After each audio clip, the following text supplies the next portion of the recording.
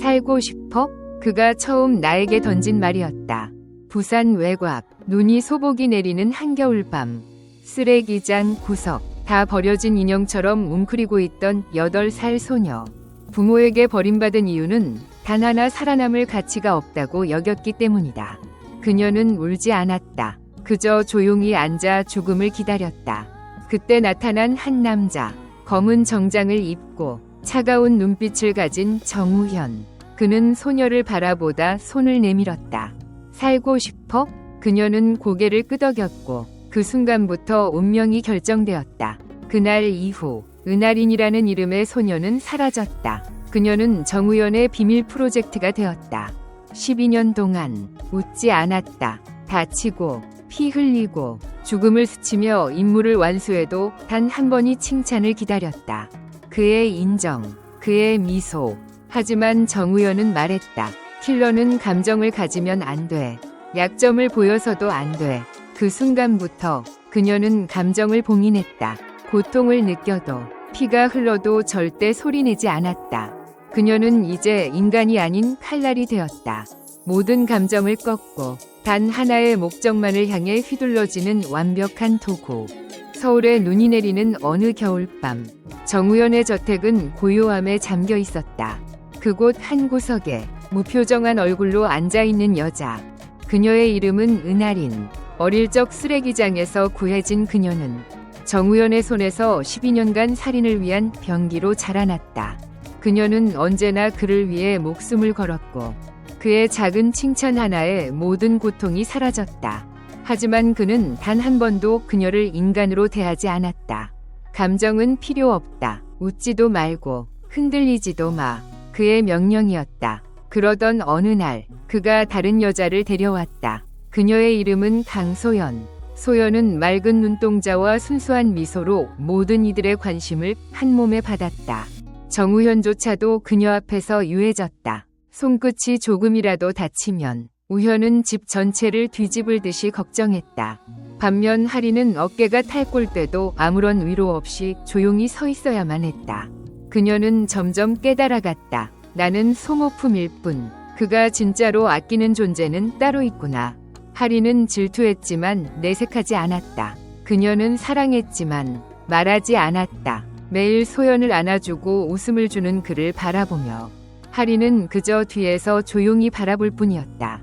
가슴이 찢어지는 것 같았지만 감정은 사치였다. 그러던 어느 날 정우현은 하린에게 물었다. 보상을 줄게. 뭘 원해? 하린은 무표정하게 무릎을 꿇었다. 자유를 주세요. 그는 충격에 휩싸였고 분노로 외쳤다. 말도 안 돼. 너는 내 칼이야. 떠날 수 없어. 하지만 그녀는 이미 오래전부터 떠날 준비를 하고 있었다. 그녀의 사랑은 단 한 번도 받아들여지지 않았다. 그의 따뜻함은 오직 소연을 향했다. 하린의 모든 희생은 결국 무의미했다. 그리고 이제 그녀는 사랑 대신 자유를 선택하기로 했다. 정우현은 하린에게 한 장의 사진을 건넸다. 차가운 눈빛 속엔 사형선고 같은 냉정이 담겨 있었다. 이 남자를 죽여. 그러면 자유를 주겠다. 사진 속 인물은 민현성, 우현의 가장 강력한 사업 라이벌. 이미 4명의 암살자가 그에게 파견됐지만 모두 시체로 돌아왔다. 돌아온 건 잘려진 손가락이 담긴 상자 하나. 하리는 단 한 번도 망설이지 않았다. 그녀는 이미 모든 것을 잃은 몸이었다. 그저 자유만을 원했을 뿐. 전날 밤 그녀는 탄창을 확인하고 칼날을 정비했다. 거울에 비친 자신은 더 이상 사람 같지 않았다. 희미한 생기조차 남지 않은 눈동자. 그녀의 유일한 동료이자 후배 태섭이 다급히 찾아왔다. 누나, 이번 임무는 진짜 죽음이에요. 제발 도망가요. 하리는 조용히 고개를 저었다. 그리고 조용히 그를 기절시킨 뒤 조심스럽게 이불을 덮어줬다. 미안. 널 이 지옥에 끌어들이고 싶지 않아. 그녀는 어둠 속으로 사라졌다. 호텔. 하리는 직원으로 의장에 침투했다. 민현성은 중요한 미팅 중이었다. 그녀는 미리 방에 잠입해 어둠 속에 웅크렸다. 방아쇠에 손을 얹고 심장이 아닌 감각으로 표적을 겨눴다. 하지만 그 순간 예전에 다친 어깨가 다시 욱신거렸다. 방아쇠가 어긋났고 총알은 민현성의 뺨을 스치기만 했다. 경보가 울리고 경호원들이 방을 뒤덮었다. 하리는 창문을 깨고 10층 높이에서 몸을 날렸다.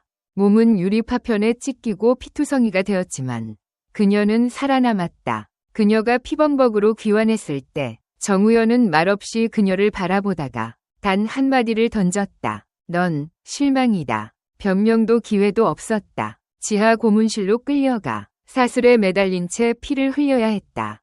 기억을 지우듯 고통은 그녀를 마비시켰다. 나흘 후 하리는 사라졌다. 테이블 위에는 짧은 쪽지 한 장. 이제 나는 당신의 칼이 아니다. 모두가 그녀가 죽은 줄 알았다. 태섭은 피눈물을 흘렸고 정우현은 냉담히 말했다. 망가진 도구는 버리는 게 당연하지. 그러나 아무도 모르게 민현성이 그녀를 구했다. 그는 피투성이로 쓰러진 할인을 발견하고 조용히 병원도 신고 없이 별장으로 데려갔다. 왜 날 살린 거예요? 할인은 힘겹게 물었다. 내 눈 속엔 살기가 없었어. 오히려 죽고 싶단 절망뿐이었지. 해안가의 조용한 별장에서 그녀는 다시 깨어났다. 하얀 커튼 사이로 햇살이 스며들고 침대 옆에는 그가 앉아 있었다. 민현성은 직접 그녀의 상처를 치료하고 죽은 감정들을 하나씩 깨워갔다. 할인은 점차 회복되었지만 마음속엔 또 다른 혼란이 찾아왔다. 왜 그를 죽여야 했는데 그는 나를 살리는가? 세상은 그녀가 죽은 줄 안다. 그러나 그녀의 심장은 처음으로 생명처럼 뛰기 시작했다. 이유는 하나, 민현성이라는 남자 때문이었다. 그는 그녀를 칼로 보지 않았다. 처음으로 할인을 한 사람으로 대했다. 할인이 다시 눈을 떴을 때 그녀는 더 이상 날카로운 칼날의 살인자가 아니었다.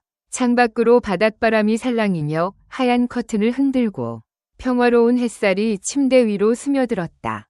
더 이상 채찍 소리도 명령도 차가운 눈빛도 없었다. 이제 그녀는 존재가 아니라 사람으로 살아가고 있었다.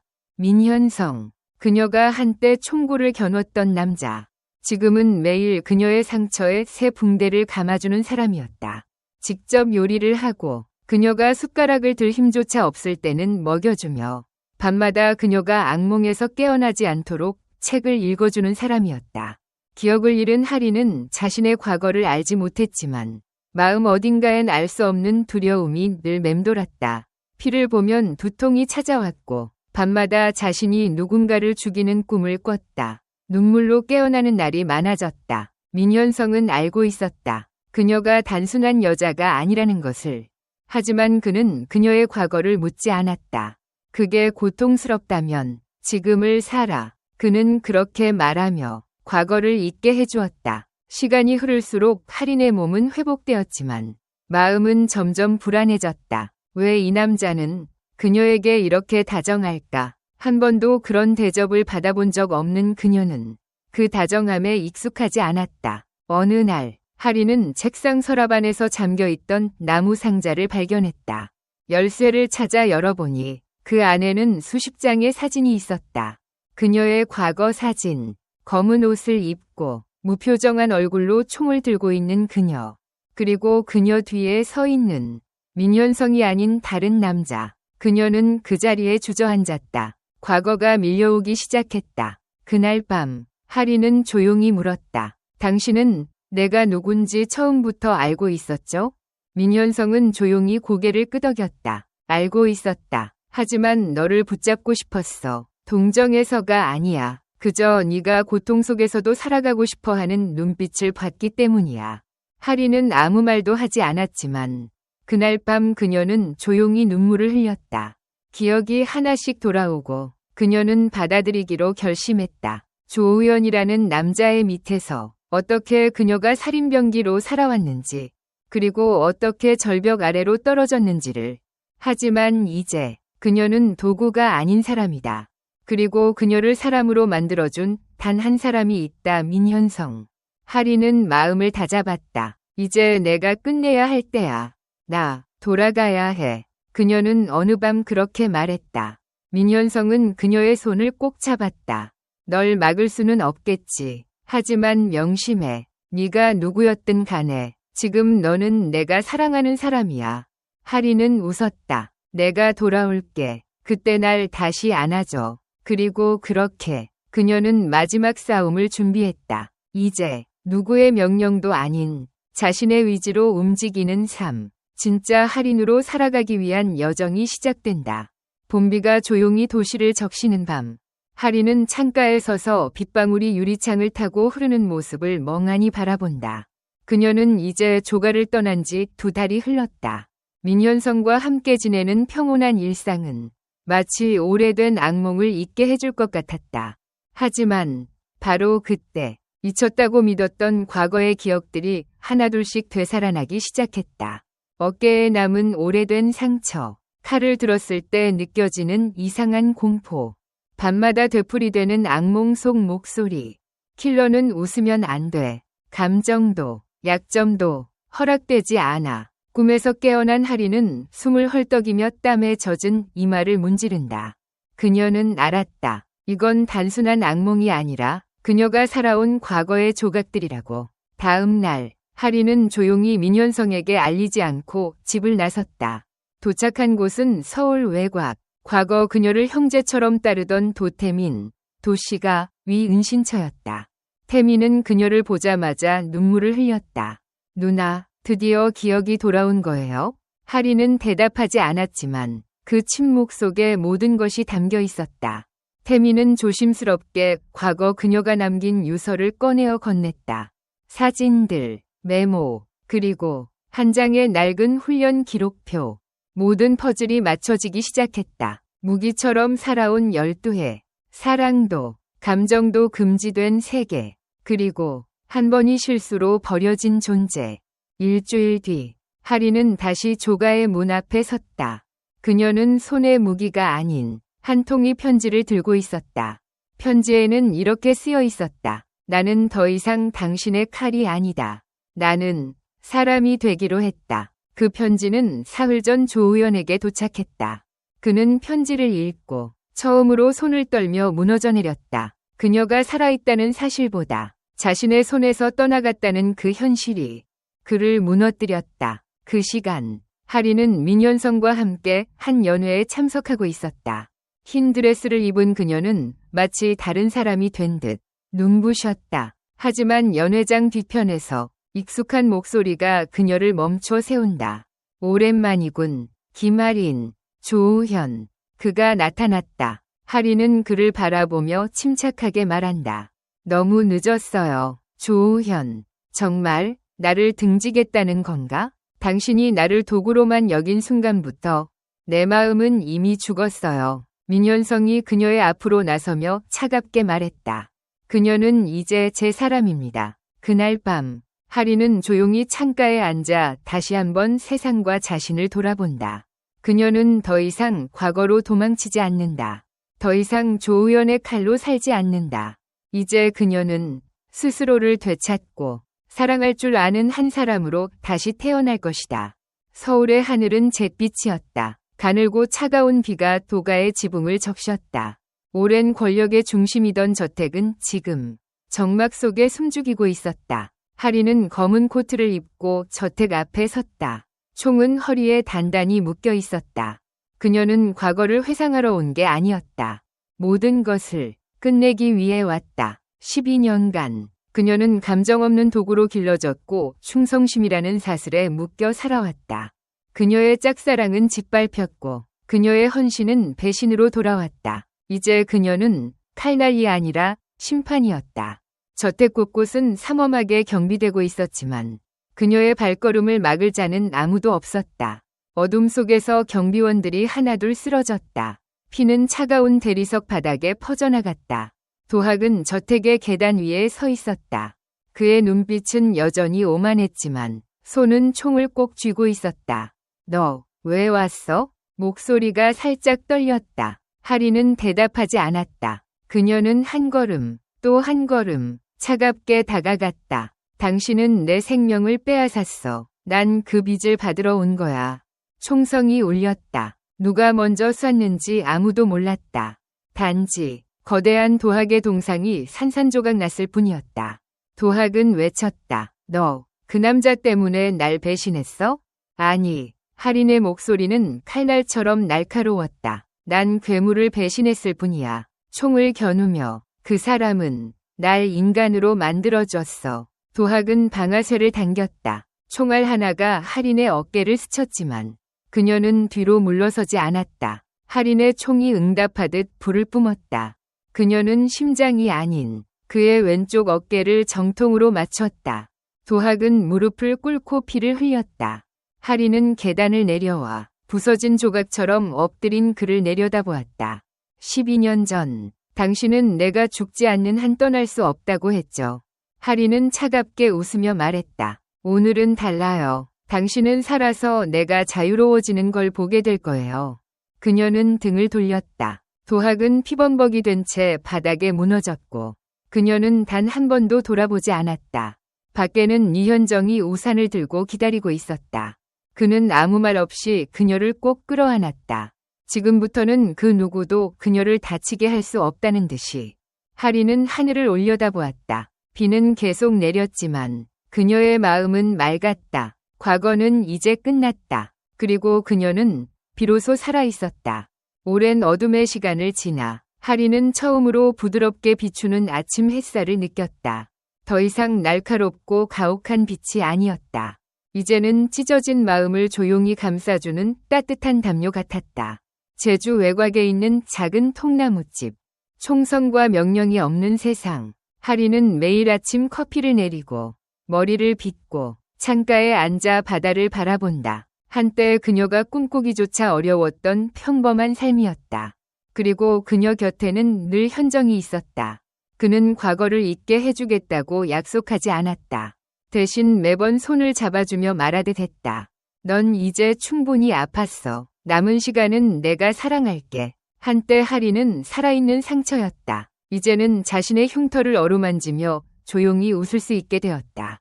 나는 버텼어. 현정은 거창한 영웅이 아니었다. 하지만 그녀를 고치려 하지 않고 있는 그대로의 할인을 바라봐준 유일한 사람이었다. 그는 그녀가 누구이기를 바라지 않았다. 그저 할인이기를 원했다. 그리고 할인은 점차 느끼는 법을 되찾아갔다. 아침에 살짝 탄 토스트 냄새. 악몽에서 깨어날 때 어깨 위로 전해지는 따뜻한 손길. 함께 오래된 영화를 보며 터지는 소박한 웃음. 그들의 사랑은 요란하지 않았다. 바닷바람처럼 잔잔했고 죽은 땅 위에 돋아난 풀처럼 단단했다. 어느 날 감귤 농장을 걷던 중 현정이 그녀의 손을 잡고 걸음을 멈췄다. 널 지키기 위해서가 아니라 그냥 매일 함께 살고 싶어서 내 옆에 있어줄래? 할인은 고개를 끄덕였다. 눈물도 망설임도 없었다. 그저 조용한 미소와 함께 그녀가 한 번도 꺼내지 못했던 진심을 말했다. 사랑해. 이제 그녀의 사랑은 피로 물들지도 자신을 희생하지 않아도 됐다. 이것은 한 번 무너졌던 여자의 온전한 사랑이었다. 진정한 다시 태어남이란 다른 사람이 되는 것이 아니다. 고통과 상처를 아는 채 그래도 사랑을 선택하는 것이다. 시간은 상처를 없애주진 않았지만 그 상처와 함께 살아가는 법을 가르쳐줬다. 할인은 한때 자신의 그림자에 불과한 존재였다. 조용하고 경계하며 그저 복종을 위해 존재했다. 하지만 이제 그녀는 살아가고 있다. 아침이 되면 그녀는 해 뜨기 전 가장 먼저 일어난다. 자신과 현정의 커피를 내리고 창가에 앉아 바다를 바라본다. 이제는 임무도 피도 비명도 없다. 그녀 곁엔 오직 파도 소리와 규칙적이고 조용한 심장 소리뿐이다. 할인은 더 이상 베개 밑에 단검을 숨기지 않는다. 탈출구를 점검할 필요도 없다. 모든 것을 의심하고 두려워하던 삶은 이제 과거일 뿐이다. 그녀는 조금씩 자신을 사랑하는 법을 배워간다. 그림을 그려본다. 처음 그린 선들은 떨리고 서툴렀지만 그 어느 때보다 진심이었다. 작은 선인장을 돌본다. 물이 많이 필요 없는 그것은 마치 그녀처럼 척박하지만 강했다. 그리고 그녀는 마침내 자신에게 행복할 자격이 있음을 허락한다. 누구를 위한 것이 아닌 오로지 자신을 위한 행복. 현정은 그녀의 과거를 묻지 않았다. 그녀가 몇 명을 죽였는지, 어떤 고통을 겪었는지 몰라도 상관없다. 그가 알고 싶은 건 단 하나였다. 오늘 그녀는 웃고 있을까? 잘 자고, 잘 먹고, 아프지 않게 살아가고 있을까? 어느 날, 현정이 열이 나서 누웠을 때 하리는 처음으로 눈물을 흘렸다. 그녀도 왜 그렇게 흔들렸는지 몰랐다. 그러다 문득 깨달았다. 그를 잃는 것이 무서웠다. 사랑은 사람을 약하게 만들지 않는다. 사랑은 두려움과 마주할 수 있는 용기를 준다. 그리고 그녀는 도망가지 않았다. 1년 뒤, 바닷가의 작은 집은 들꽃으로 가득하다. 하리는 베란다에 서서 아이들이 웃으며 뛰노는 모습을 바라본다. 그녀는 조용히, 깊이 웃는다. 그 웃음은 슬픔을 감춘 미소가 아니라 진짜 햇살처럼 따뜻하고 순수했다. 현정이 뒤에서 다가와 그녀를 감싸 안는다. 두 사람의 숨결이 하나가 되었다. 그들은 더 이상 말로 약속할 필요가 없다. 지금 이 순간이 전부니까. 평온이란 어둠이 없는 곳이 아니다. 어둠을 마주하면서도 여전히 행복을 선택할 수 있는 용기 있는 사람들의 공간이다. 하린에게 평온은 더 이상 닿을 수 없는 꿈이 아니었다. 그녀는 지금 사랑하는 사람 곁에서 그 꿈을 살고 있다. 초겨울의 찬바람이 하린이 늘 책을 읽던 작은 정원을 스쳐갔다. 토가에서 벗어나 조용히 살아간 지 어느덧 석 달. 매일 아침 커피를 내리고 밤이면 꼭 껴안아주는 그 민현중 곁에서 그녀는 잠시나마 평화를 느꼈다. 그러나 평화가 오래 지속될수록 어딘가 불안한 전조가 다가오고 있었다. 어느 날 오후, 하리는 우체통에서 이름 없는 봉투 하나를 발견했다. 안에는 12살이 자신이 어둠 속에 묶여있는 사진 한 장이 들어있었다. 겁에 질린 눈동자, 떨리는 입술, 사진 뒤에는 단 한 줄. 잠든 기억은 언제나 깨어난다. 그 칼을 쥔 자는 톡가가 아니었다. 그녀의 손끝이 떨렸다. 그동안 그녀는 톡가가 모든 고통의 근원이라 믿었다. 하지만 그 문장은 기억 저편의 진실을 무너뜨리는 단서였다. 며칠 후 시장 골목을 걷던 하리는 누군가에게 귀에 대고 속삭이는 말을 들었다. 당신 인생에 들어온 누구도 믿지 마. 민현중조차도. 그 낯선 남자는 사라졌고 그녀의 손엔 작은 USB가 남았다. 집에 돌아온 하리는 떨리는 손으로 파일을 열었다. 그 안에는 토가의 비밀 대화들, 그리고 민현중과 낡은 목소리의 남자 간의 대화가 있었다. 기억을 지운 후 우리 쪽으로 데려와. 그녀는 토가를 파괴할 유일한 무기야. 하린의 세상이 무너졌다. 그녀는 거실 소파에서 자고 있는 민현중을 바라봤다. 그토록 다정하고 따뜻했던 그 남자가 거짓의 설계자였을지도 모른다는 두려움. 그녀는 묻지도 따지지도 않았다. 그저 밤이 깊은 시간, 조용히 집을 떠났다. 남긴 것은 짧은 손편지 한 장. 만약 이 모든 게 거짓이라면 나는 내 손으로 진실을 찾을 것이다. 숨기지 말고 진심으로 말할 준비가 될 때까지 날 찾지 마.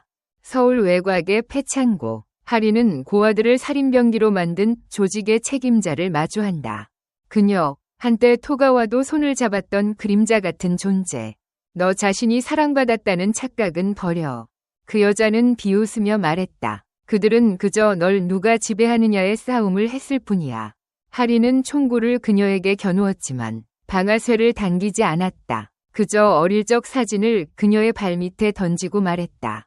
이건 네가 만든 괴물들의 값이다. 집으로 돌아왔을 때 현중은 대문 앞에 서 있었다. 그는 도망치지 않았다. 그래, 난 널 속였어. 그의 목소리는 쉬어 있었다. 하지만 네가 진짜라고 알았을 땐 그 순간부터는 널 지키기로 선택했어. 평생. 하리는 아무 말 없이 그의 눈을 바라봤다. 오랜 침묵 끝에 그녀는 조용히 그의 가슴 위에 손을 올리고 속삭였다. 만약 내가 진짜 너를 사랑하게 된다면 그 감정마저도 조작이었을까? 현중은 고개를 저으며 떨리는 눈으로 말했다. 아니, 그건 우리가 만든 진짜야. 수많은 피와 눈물을 지나 마침내 하린과 현정은 서로의 곁으로 돌아왔다. 조직도, 추적도, 과거의 그림자도 이젠 없다. 처음으로 그녀는 자유라는 단어의 의미를 느꼈다. 숲 가장자리의 작은 집, 화려하지 않았지만 조용하고 새소리와 따뜻한 햇살이 아침마다 창을 타고 들어왔다. 두 사람은 그곳에서 모든 것을 내려놓고 새로운 삶을 시작했다. 어느 저녁, 부엌에서 연기가 피어오를 무렵, 현정은 할인의 손을 조심스레 잡았다. 예전엔 내가 너에게 어울리지 않는다고 생각했어. 하지만 지금은 네가 허락해준다면 남은 인생 너의 손을 끝까지 잡고 있고 싶어. 할인은 그의 눈을 바라보았다. 더 이상 차갑지도 슬프지도 않았다. 봄물처럼 따스하고 조용히 가슴 속 깊은 상처를 감싸주는 시선이었다. 우린 지옥을 걸어왔어. 그랬다면 행복할 자격은 충분해. 그녀는 조용히 대답했다. 결혼식은 조촐했다. 호화로운 드레스도 수많은 하객도 없었다. 오직 정원 한켠, 작은 테이블 위에 꽃들과 몇몇 가까운 사람들이 둘러앉아 있었다. 노을이 물든 하늘 아래 두 사람은 서로에게 약속했다. 혹시 과거가 다시 돌아오고 아픈 기억이 떠오르더라도 나와 함께 해줄래? 할인은 조용히 고개를 끄덕이며 웃었다. 당연하지. 이제 널 곁에 두고 있다면 난 두렵지 않아. 그날 밤, 현정은 할인을 품에 안고 속삭였다. 예전엔 내가 거짓으로 너의 삶에 들어왔지만 지금은 진심으로 내 눈물을 닦아주고 싶어. 할인은 그의 손을 꼭 쥐었다. 그렇다면 하나만 약속해줘. 어떤 일이 생기더라도 내 손을 먼저 놓지 않겠다고. 현정은 고개를 끄덕이며 맹세했다. 평생 그 약속 하나만 지킬게. 그들은 그렇게 살아갔다. 더 이상 암살자와 타깃도 배신자와 희생자도 아닌 상처와 고통을 견디고도 사랑을 택한 두 사람으로. 진짜 사랑은 언제나 가장 용기 있는 선택이기에. 이 뜻깊은 이야기를 들어주셔서 진심으로 감사합니다. 여러분의 소중한 의견을 댓글로 남겨주세요. 매일 밤 이야기 하나 채널을 구독하시면